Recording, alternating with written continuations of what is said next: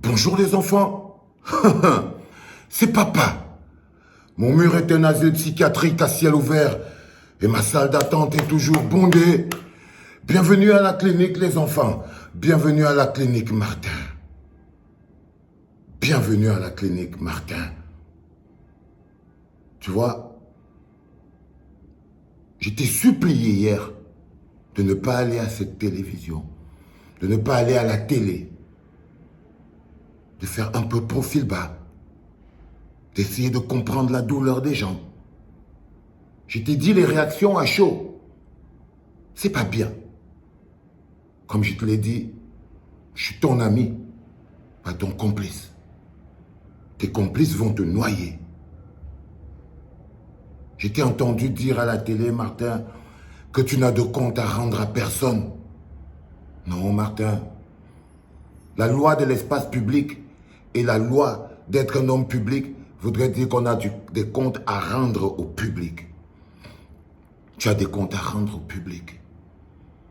Tu as des comptes à rendre, sinon tu laisserais passer dans l'opinion publique que ta radio RSI n'est qu'un paravent et que derrière, il y a des activités sexuelles non homologuées, de puissance, de dépravation de mœurs qui se passent derrière. C'est pour ça que tu as des comptes à rendre. Non. Alors je t'ai entendu dire, je n'ai de compte à rendre à personne. Non, tu as des comptes à rendre. Je t'ai entendu dire que tu étais séduisant et que tu plais aux femmes. Tu vois, ça s'appelle vocabulaire de prédateur arrogant. C'est pour ça que je ne voulais pas que tu ailles à la télé. Parce que tu vis dans un pays où les gens ne savent pas l'explication des textes et des mots, les contextes, comment on les utilise. Tu vis dans un pays où les gens parlent et font des bruits avec la bouche mais ne connaissent pas la valeur des mots. Quand vous êtes accusé et vous êtes mis en scène dans un scandale sexuel, c'est très mal placé de dire qu'on est quelqu'un de séduisant et qu'on plaît aux filles. C'est de l'arrogance, Martin. Et c'est pas bien. Je t'ai entendu dire que tu es fort comme un roc. Je te l'ai dit, Martin. Pourquoi tu le rappelles? Tu ne parlais que de toi. Tu as dit que ceux qui essayent de te salir, salissent plutôt cette jeune fille qui, selon toi, s'est trouvée au mauvais moment, dans le mauvais endroit. Je ne savais pas qu'aller à RSI était un mauvais endroit. Je n'ai pas trouvé ça logique. Tu n'as rien à prouver. Tu n'as rien à prouver, Martin. Mais non. Tu as tout à prouver. Tu as prouvé que tu es innocent. Tu as à prouver que ton espace a été utilisé abusivement. Sinon, ça voudrait dire, tu laisserais penser, tu laisserais croire aux gens que ceux qui viennent payer la publicité chez toi, ceux qui viennent prendre des services chez toi, ceux qui viennent redorer leur image dans ta télé et ta radio, en fait, te financent pour des activités sexuelles non homologuées derrière. Donc, tu ne peux pas dire que tu n'as rien à prouver. C'est la loi de l'espace public qui régisse la vie des hommes publics. Tu es le meilleur commentateur d'Afrique. Tu vois. J'avais l'impression d'écouter Samuel Eto'o. Il y avait trop d'arrogance, Martin. Trop d'arrogance. Non, ne parle pas, s'il te plaît. Ne parle pas. Ne parle pas. Ferme ta bouche. C'est-à-dire, je me suis dit, pourquoi ce gars est parti à cette télé en ce moment précis? Parce que je savais que tu n'aurais pas la retenue.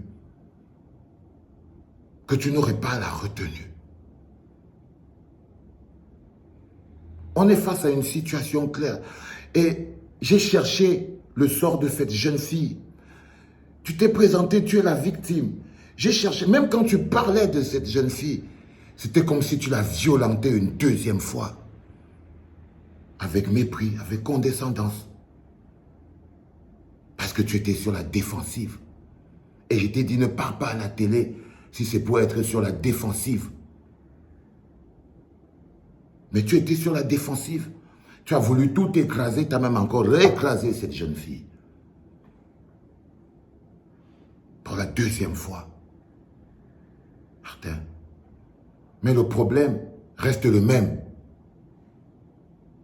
Un bonhomme a eu des activités sexuelles avec une jeune fille. Ça a été mis dans les réseaux sociaux, une atteinte à la moralité, une atteinte à l'éthique.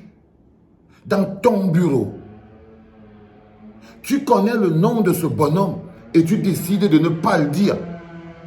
Et tu crois que c'est comme ça, c'est simple.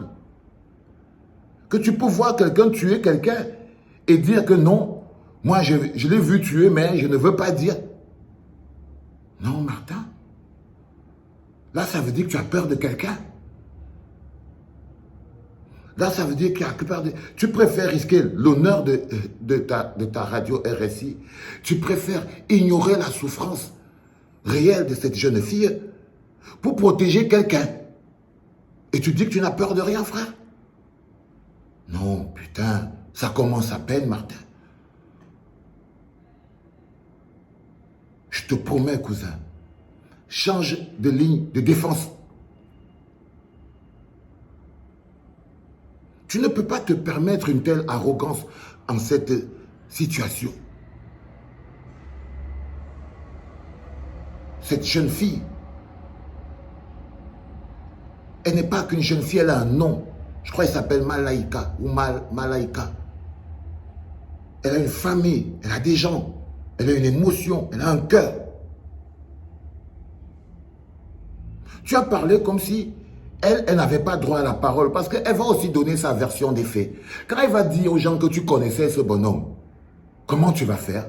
Ou alors vous avez peut-être trouvé un moyen de penser même dans vos têtes qu'elle n'allait pas avoir, oui, parce qu'il n'arriverait pas à ce journaleux-là qui était devant toi, d'aller aussi voir cette jeune fille pour qu'elle donne sa version de l'histoire.